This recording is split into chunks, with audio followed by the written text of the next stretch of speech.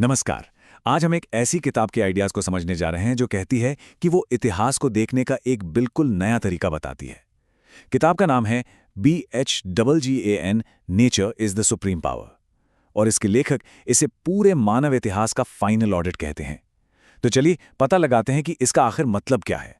तो किताब की शुरुआत ही एक बहुत बड़े चौंकाने वाले दावे से होती है।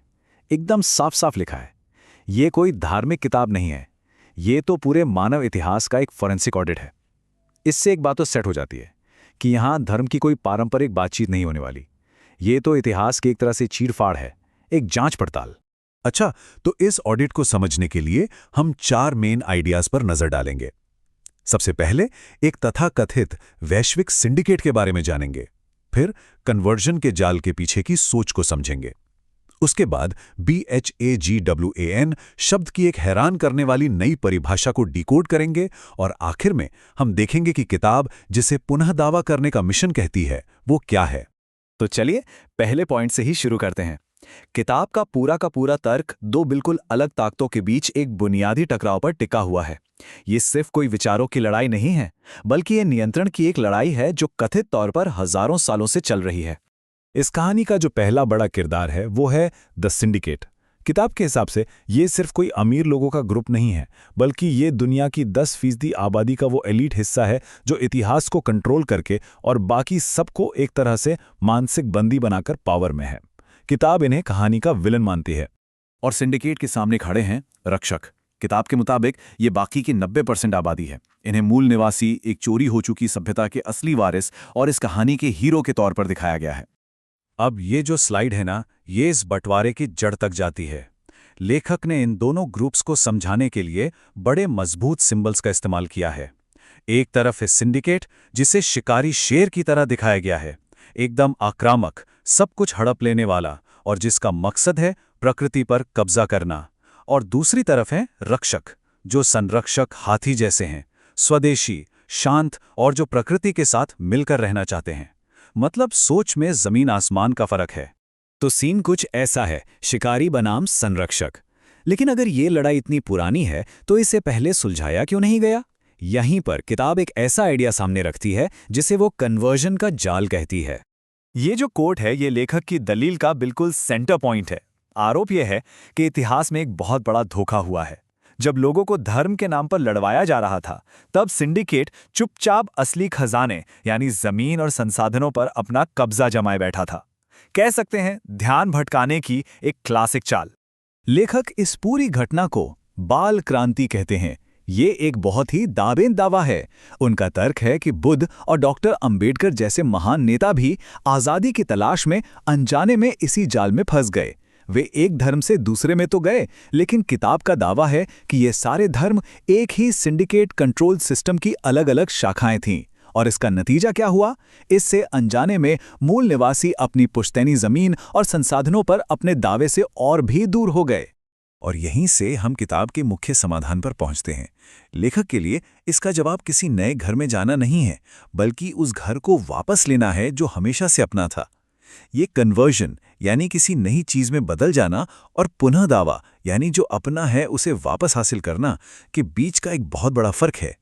तो चलिए अब किताब के सबसे सेंट्रल कॉन्सेप्ट की ओर बढ़ते हैं और देखते हैं कि ये एक बहुत जाने पहचाने शब्द को कैसे पूरी तरह से बदल देती है।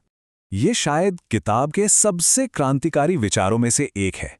ये भगवान शब्द को लेती है और उसे एक बिल्कुल नया मतलब दे देती है। इसके हिसाब से भगवान कोई अलौकिक शक्ति या व्यक्ति नहीं है। ये एक एक्रोनिम है, एक शॉर्ट फॉर्म है जो प्रकृति के 5 बुनियादी फिजिकल तत्वों को दिखाता है। ये एक तरह से आध्यात्मिक को वैज्ञानिक बनाने की कोशिश है।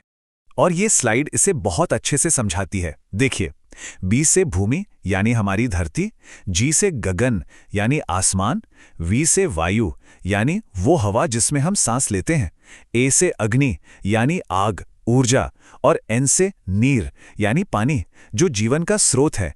लेखक का तर्क है कि यही असली ताकत है, कोई अनदेखा देवता नहीं। ठीक है, तो हमने टकराव को समझ लिया, फिलॉसफी को भी समझ लिया, लेकिन किताब सिर्फ यही नहीं रुकती, वो एक एक्शन प्लान भी देती है। और ये हमें हमारे आखिरी सेक्शन पर ले आता है, पुनः दावा करने का मिशन। ये जो कोट है ये इस मिशन की नींव है। हम किसी धर्म के अनुयायी नहीं हैं, हम एक नदी के वंशज हैं। ये एक बहुत शक्तिशाली कोशिश है पहचान को धार्मिक विश्वास से हटाकर पुश्तैनी भूगोल से जोड़ने की। ये कहता है कि किसी की पहचान उसके विश्वास से नहीं बल्कि उस जमीन से है जहां से वो आए हैं। ये स्लाइड इस पूरी प्रक्रिया को और भी साफ कर देती है। चलिए इस टाइमलाइन को देखते हैं। किताब के हिसाब से अतीत में सिंधु एक भौगोलिक पहचान थी, सिंधु घाटी के लोगों की। फिर आया वर्तमान, जहां दावा किया गया है कि सिंडिकेट ने भाषाई चोरी की और इसी सिंधु शब्द को हिंदू बनाकर एक धार्मिक पहचान में बदल दिया। तो फिर भविष्य का लक्ष्य क्या है? इस लॉजिक के हिसाब से लक्ष्य है इस धार्मिक लेबल को छोड़कर अपनी असली भौगोलिक सिंधु पहचान को वापस पाना। और हां, ये सिर्फ कोई थ्योरी नहीं है, किताब एक पक्की डेडलाइन भी देती है। इसे मिशन 2030 कहा गया है। ये काफी महत्वाकांक्षी है और लेखक के अनुसार ये मार्च 2026 में गार्डियंस ओथ यानी संरक्षक की शपथ के साथ शुरू भी हो चुका है। तो इस मिशन के असली लक्ष्य क्या है? ये सब घूम फिरकर उसी संरक्षक हाथी वाली मानसिकता पर आता है जिसके बारे में हमने पहले बात की थी।